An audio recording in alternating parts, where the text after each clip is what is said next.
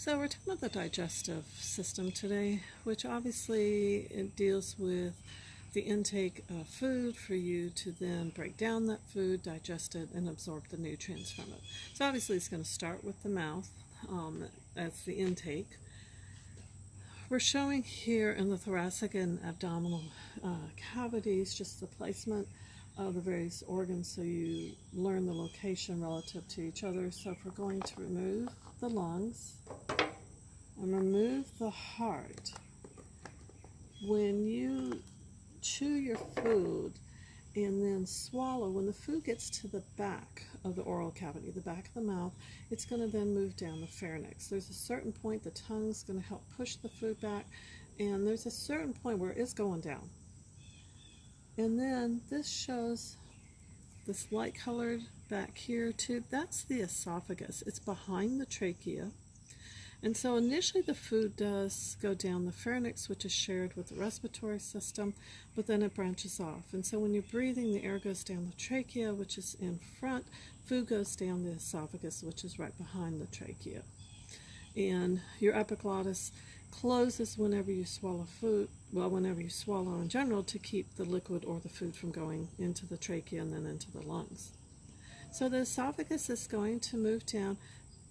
This right here kind of gray line simulates where the diaphragm is. So there's actually an opening that allows the esophagus to pass through the diaphragm. This large structure right here is the liver, which is an accessory organ for the digestive system. We'll see that again in a moment. When you first start chewing food in the mouth, there are amylases that are released in the saliva to start carbohydrate or sugar digestion. When the food hits the stomach, so here's the stomach, because of the acidity in the stomach, the carbohydrate digestion will stop. Protein digestion will start in the stomach. Now the muscle is going to be contracting to help mix, break up the food, aid in digestion.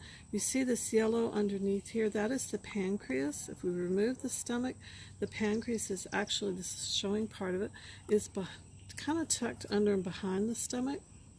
This gray area right over here, that is your spleen. From the stomach, the food is going to be released in small increments into the small intestines. The small intestines is divided into the duodenum, which is the first section, and then the jejunum, which is the middle section, and at the very end is the ileum. So this lighter colored, all tucked in here, is the small intestines. It gets its name because of the diameter is smaller than that of the large intestines. So right over here, the ileocecal valve is where the food is then going to pass from the small intestines into the large intestines. Now, while it's been passing through the small intestines, when it first enters, you have to neutralize that acid from the stomach, and that's what the pancreatic juices are going to do, as well as bile, and you have carbohydrate, lipid, and protein digestion occurring in the small intestines, and that's where most of your absorption of those nutrients occurs. So by the time it leaves the small intestines and goes to the large intestines, now you're going to be dealing with the waste.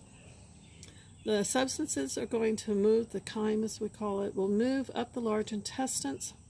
It will move up the ascending colon, the transverse colon, down the descending colon, to the smygmoid colon, and then the rectum, and then out the anus. In the large intestines, this is where you are having a lot of microorganisms are there, and they're doing some final digestion. They're producing things like vitamin K. You're also retrieving water, reabsorbing the water out of the large intestines and getting it back into your system.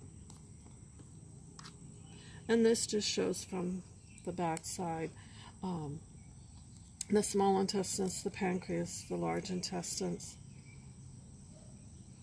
As you would see here, then on the back side, this is a female, so this is her uterus, and so the rectum is behind that. On the liver, one thing I just want to point out, remember it was placed like this. On the underside, the screen, that is the gall bladder. The liver makes the bile that is necessary for fat digestion, but the excess bile is stored in the gallbladder. So the green is the gallbladder there.